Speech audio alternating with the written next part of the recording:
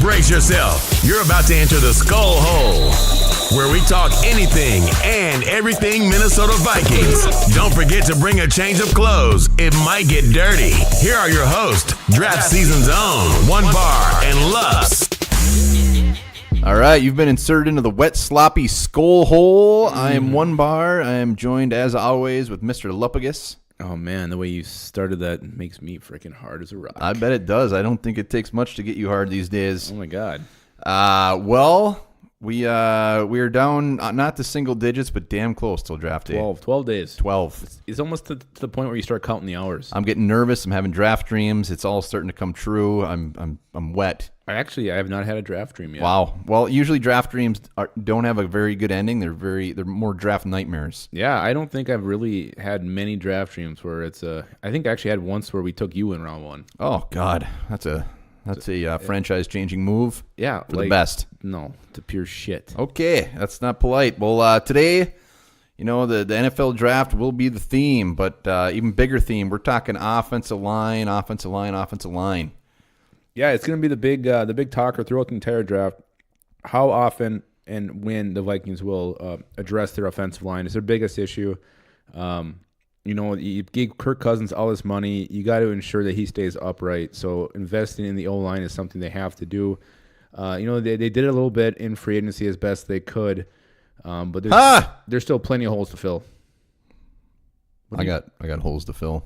Do you? Is that too easy? What was with that ha? Did you have that they addressed the offensive line? I'm sorry. Well, I mean they did. Josh Klein, and they got Dozier and.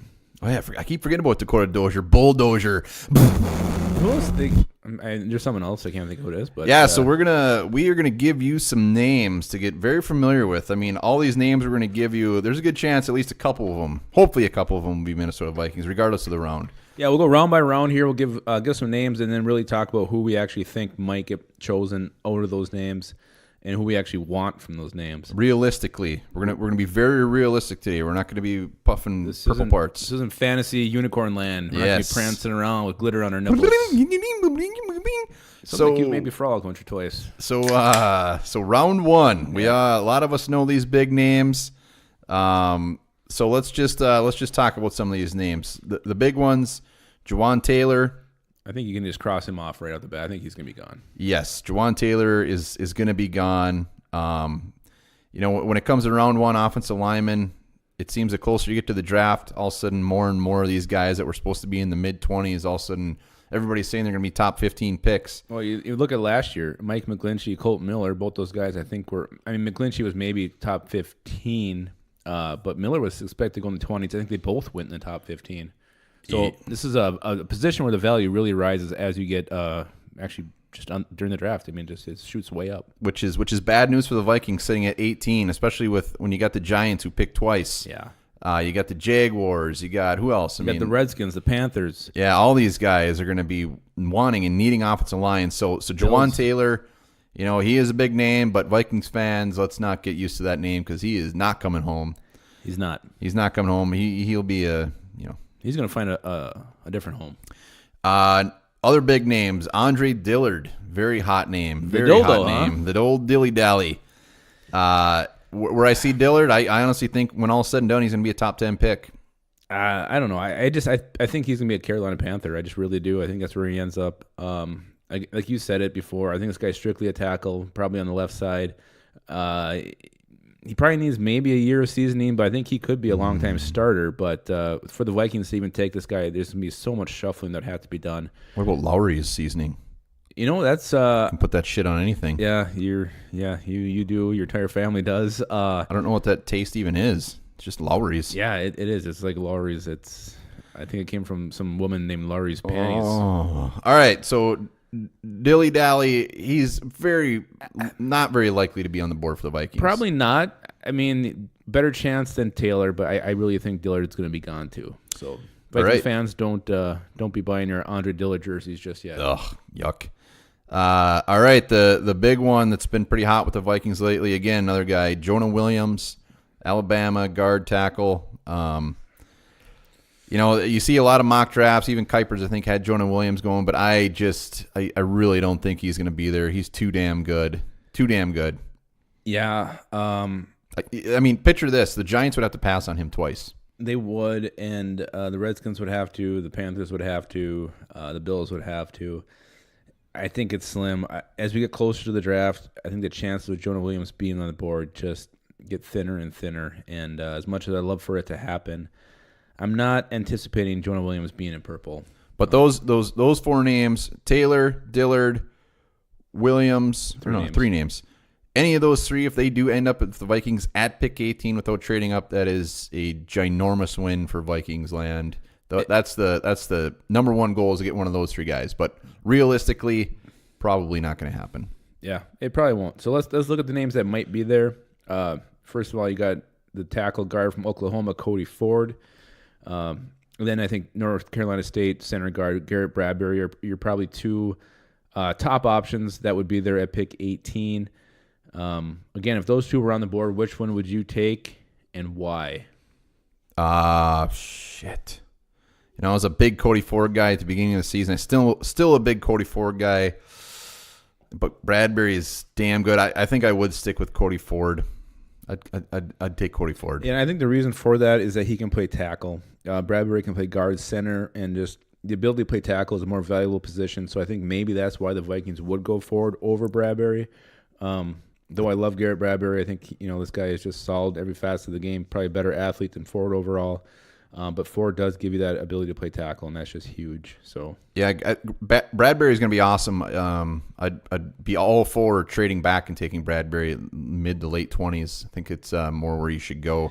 Yeah, it's hard to say. If we don't take him, where does this guy go off the board? I mean, he might end up going all the way to like 30 to Kansas City or something. So it's it is one of those picks where, yeah, you're going to get your value out of him if you take him at 18, but will he be there, quite a few spots later? Tell me when you'll be there.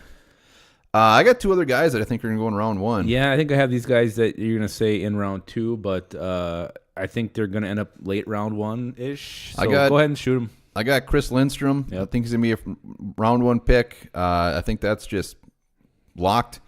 And a hot name as of late, Caleb McGarry.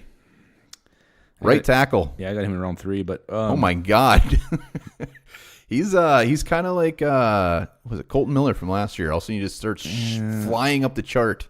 I get it with McGarry. He's got the size, he's got the length in the arms. But just a right tackle though. I know, and I think only plays right. I think he needs a little more seasoning. He's a little stronger. Oh, he needs some Lowrys. He needs some Lowrys dipped, poured over his head. But to me, I would not take Caleb McGarry in round 1. I thought you were going to say Dalton Reisner. No, I got him in 2. Yeah, and he's a guy where... Are we moving to round 2? Well, I mean, who else you got? That's my round 1 guys. So, of the ones we mentioned, what do you think... I mean, if you're gun to your head, who are the Vikings taking at 18? Gun to my head, I think the Vikings, out of these guys alone... If it's a tackle, which one are you going with? Oh, if it's a tackle, Cody Ford. Oh, I mean, a guard tackle, whatever. Cody Ford. Yeah. I think I think a dark horse is Chris Lindstrom. I'm not writing that off at pick 18 by any means, because I think Cody Ford could even go before that. And then if it comes down to Bradbury or Lindstrom, it's a toss-up. I'd take Bradbury. I would actually probably take Reisner over Lindstrom because he can play tackle. Lindstrom strictly, I think he's just a guard. But yeah, I would definitely go Reisner over Lindstrom. But let's get in round 2 since you mentioned it. You mentioned Dalton Reisner. So Vikings pick 50. So let's put the middle of round 2. Do you think there's any chance in hell your boy Dalton Reisner is on the board? Everybody's boy. Everybody loves Dalton Reisner. And I actually think there is a chance. I don't think it's a big chance. I think I'd say a 10% chance Dalton Reisner's there. I just think there's so many teams picking ahead that, even at the end of round 1, you look at the Packers, you look at the Chargers, the Patriots could take this guy, the Rams. Every year, if he gets out of round 1, I'll be surprised. If he gets all the way to 50, I will open up my backside for you. I think he does get out of round 1. Like I said, very, very slim chance he's there for the Vikings at 50. But every year you see guards slide further than they should. Well, even why do you though think Lindstrom's going to go at 18 and not Reisner? Why Lindstrom? Yeah. I just think Lindstrom's a more polished product. He's just a straight-up guard. You know what you're getting. Reisner, you might have to dick around with him a little bit to see where you're going to play him. And I think strictly as a guard, I think Lindstrom's better. And that's tough to say because I love Dalton Reisner. I don't know. I look at the versatility Reisner gives you as a plus. to me, that's a huge value because he can play tackle too. So I think that shoots his value up above Lindstrom's. But again, either one of these guys, I'd be more than happy with. Would you be upset if they took Reisner at 18? No, never. I wouldn't be upset if they took him number 1 overall. I love Dalton Reisner. He's fantastic. So he's your Vontae Mack. Yes, he's my Vontae Mack, but it ain't going to happen unless there's just a crazy slide or whatever.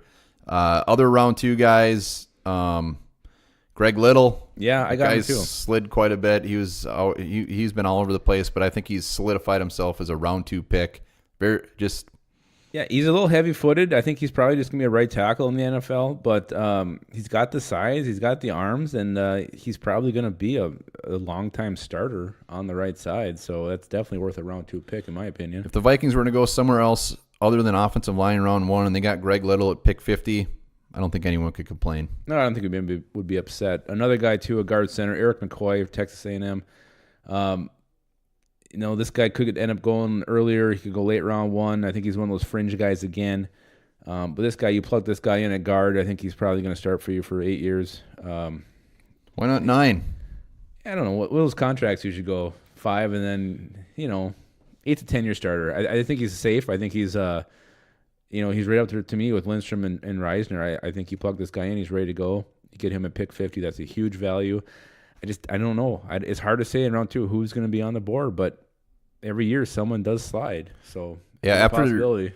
I think round 2 is going to be a little bit less as far as who comes off the board on the offensive line. Round 1 is going to be the big bang, and then I think rounds 3 and 4 and 5 are going to be the big ones where they start seeing him come off again because we got Little, we got McCoy, probably Reisner, Jenkins from Mississippi State.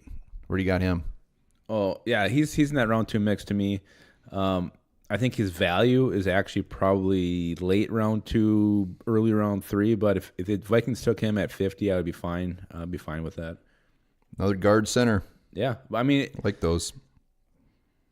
Here's a question. So, like I say, you got Williams or someone like that, in round 1. Are you fine with going back to a guard in round 2? Cody Ford round 1. Let's say he's your tackle in the future. Then they go and get a guard. You're cool with that? Hell yeah, double dip, and I am absolutely fine with. Yeah, to me, it depends who it is. If it's Lindstrom, McCoy, Reisner, I'm completely on board with that. So if it was Ford Little, it wouldn't excite me as much, to be honest with you. If we were to get 2 guys in the first 2 rounds, I mean, you're setting yourself up for the future. The only thing with that is then one of these guys that we got now wouldn't be playing. Somebody you signed, whether it's Klein or you have the rookie in round 2 where he's not playing right away, which I don't like. So as long as they're not reaching for a guy just to add people, yeah, I'm fine with it. If the value's there, take them. And that's what worries me is if there's an early run on these guys, it could get gross if they do feel like they have to reach on somebody, which I hope they don't. And the Vikings really haven't reached in a while. The last real bad reach I can remember is Willie Beavers. That's horrible. Let's mosey in the round 3 guys. Round 3. Round 3/round 4. Who's your big boy for round 3? Well, to me, there's 2 guys. At tackle, I really like Titus Howard from Alabama State. This guy is super athletic. I think if you get him in round 3, he's going to be your primary backup, maybe at both tackle positions. Eventually, he could, I think this guy's potential is to eventually be a left tackle in the NFL. So I love Titus Howard. Stock's rising. Yeah, I don't know if he'll be there, but I do like Titus Howard. I got just rattle some off a couple guard centers. Connor McGovern from Penn State. Mm-hmm. Michael Jordan from Ohio State. I would love him in round 3. You already said Howard. Michael Peter the Dieter from Wisconsin. His stock is kind of all over the place. See him as early as round 2. You see him going in round 5, but I think round 3, round 4 is going to be where he's going to be going. Round 4, I mean, you start getting in that mix. You start talking like Nate Davis from Charlotte. And you know what? I think Nate Davis he's getting a lot of visits with a lot of teams. I think he might come off earlier than you think. Yeah. I actually have Nate Davis in the round 3. I think if the Vikings, especially Vikings, if they want Nate Davis, it's going to have to be round 3 because I don't think he'll be there when they're on the clock in round 4. He's very hot, and I would be all about him getting him in round 3. If they took somebody in round 1, an offensive lineman, went somewhere else in 2, and then double dipped for Nate Davis in round 3, or any of these guys really. These round 3 guys I really like. There's anybody I don't want. There's a few others too. There's the 2 guys from Oklahoma, Drew Samia, Ben Powers, a couple of guards who I think could probably play pretty earlier in their NFL careers. You got Ben Schwazel from Wisconsin. Ben Schwazel. You got to love Wisconsin linemen. What about Yandi Kanjusti? Yeah, I didn't know where to put that guy on my list because, there was actually talk of him going in round 1 early in the draft process. But now after his injury, where he ends up is really up in the air. And how many times in drafts do we see this? A guy gets hurt and teams just stay away. Like they have incurable venereal disease and will never get better. It makes no sense to me why all of a sudden a guy who has an injury that they will recover from all of a sudden just falls 3-4 rounds. So yeah, well, this is the type of guy that teams that are kicking ass like the Patriots or somebody like that takes, and it pays off for him big time. This guy was a dominating left tackle. So, he kept Will Greer on his rear, off his rear. That was really good, man. It was really witty. I know. I was thinking about it and I messed it up, and I'm upset. You did okay. But no, I think he's absolutely a round 3 guy, and he is going to be a steal. Oh, if you get Yadni Kajus in round 3, I would be doing backflips naked. Isaiah Prince is another guy. And we'll put that on SKOLHole. All right, that sounds really nice, and it's going to reek. Isaiah Prince, he's a 4-year starter at Ohio State, but teams. I think I'm the only one that. I have really high on this guy. I have him in round 6, but okay. I got him as a round 4, round 5 guy, but just I don't know. He just seems like a fairly average tackle, and I think he's going to be a good backup that can actually push for a starting job in a couple of years. Let's not forget how thin we are at backup tackle right now. Basically it's Rashad Hill and Avion Collins can maybe play tackle too. They're super thin, so. Vikings definitely have to take an offensive tackle, and why not do it in round 4 with Wisconsin? David Edwards, huge guy. He's a former quarterback. He's a former tight end, super athletic. He probably needs to get a little bit stronger, but he's got the size. He needs to get coached up, but I think David Edwards could be a real solid backup. I got him in round 6. I got him in round 4. We don't have a round 5 pick, so you got to get a little aggressive here. David Edwards. So any more round 4 guys, middle round guys? No, we touched on all of them. To me, I had for round 5, round 6. I know we don't have a 5th round pick, but guys that I have down in that range are Martez Ivey from Florida. I had Bobby Evans from Oklahoma. I got Ivey in 7.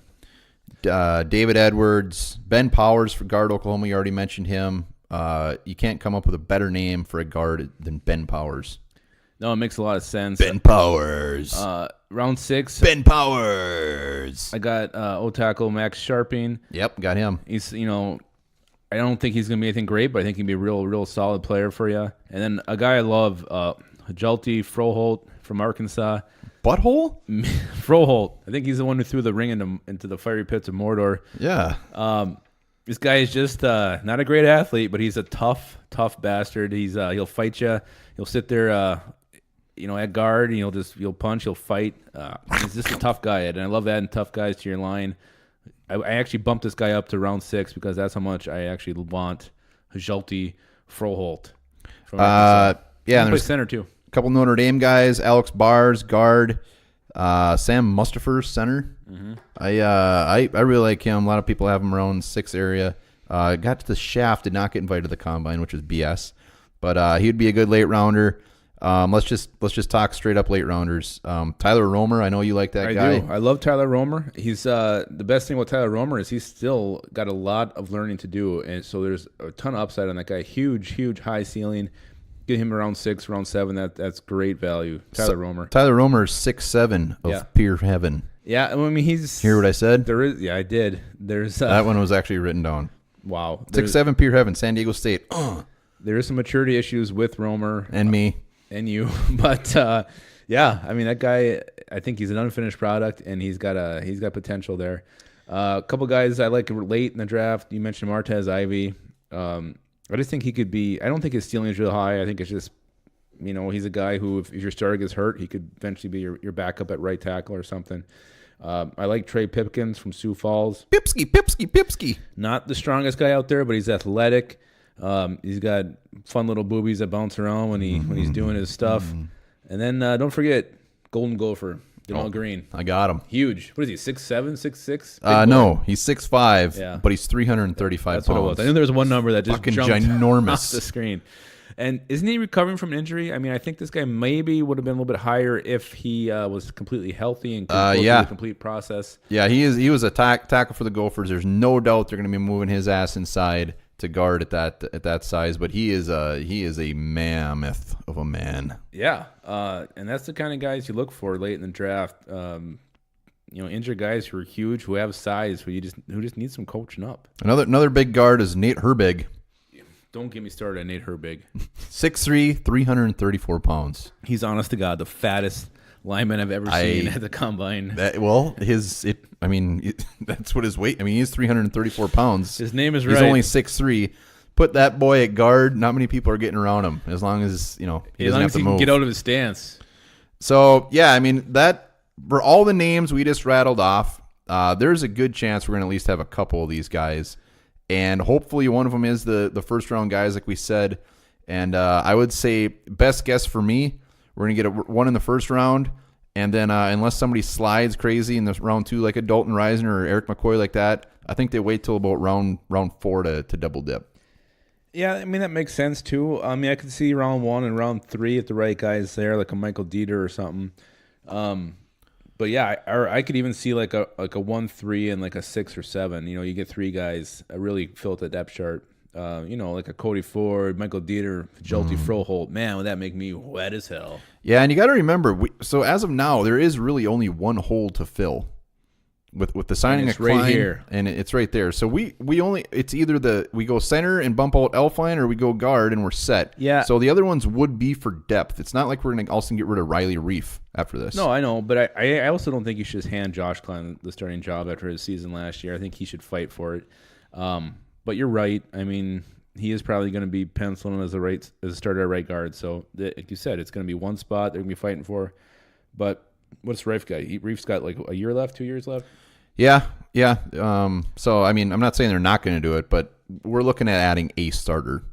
So, and there is breaking Vikings news right now. Really? Breaking. I hope you guys are sitting down, even though by the time you listen to this, it's not going to be breaking at all. The Vikings have signed former wide receiver Jordan Taylor. They did sign that guy, huh? 6'5". Well, you know what? He can return punts, and he definitely knows Gary Kubiak. So welcome aboard. We'll rule out receiving round 2 now. Jordan Taylor just took away any receiving needs we got. We are set. He will be battling for a spot. Yeah, what spot is the question? So you got anybody else you want to talk about, or are you good? Offensive line, I think we pretty much covered everybody that we could. Yeah, I think, it's pretty much given there's going to be at least one guy drafted here. But I think even up to 3 is a real strong possibility. I will add this. I do not want, if there's a run for tackles, I do not want the Vikings to trade up. We need all the picks we can get. I do not want them to trade up and get one of those top 3. I'd rather them just stay put, get a Cody Ford, get a Chris Lindstrom or a Bradbury, and keep that other pick. Yeah, I think there's a better chance they take a guy at 18 and then a different position and then trade back up into the end of round 1 to take like a Lindstrom or a Reisner or a McCoy or something like that.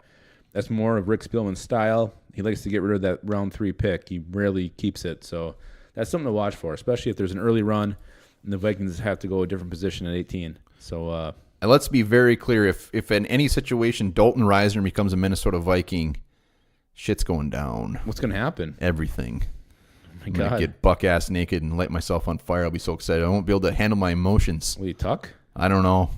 That'll have to be decided in the heat of the moment, baby. Wow. So speaking of that, this is kind of the same lines. So when we're watching the draft, guys, it's always fun. When the Vikings turn the clock, set up a camera, set up your phone, record yourself, record that reaction. I've done it a couple times, and it's hilarious. I got real excited one year over the Laquan Trevo selection, and then pretty much fainted when we took Mike Hughes a year ago. So it shows that I'm an idiot, but also shows just a hell of it's a fun thing to do. So you want a little fun added fun on draft day, record yourself when the Vikings turn the clock, especially when the commissioner comes out and makes that selection known.